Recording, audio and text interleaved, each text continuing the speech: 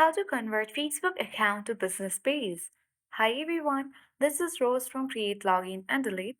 Without further ado, let's dive right into the video. Launch Facebook app on your device.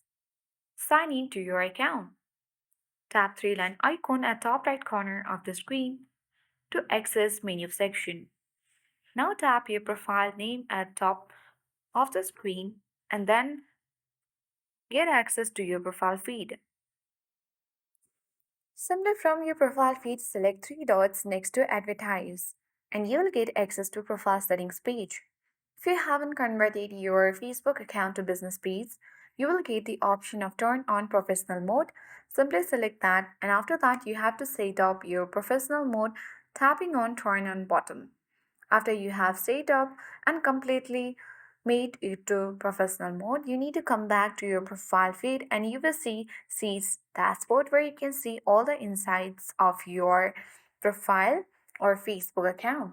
That is how we successfully convert Facebook account to business page. Hope this video helped you. If you are new to our channel, hit the like button and subscribe for more tech and tips videos. Thanks for watching and then see you in the next video.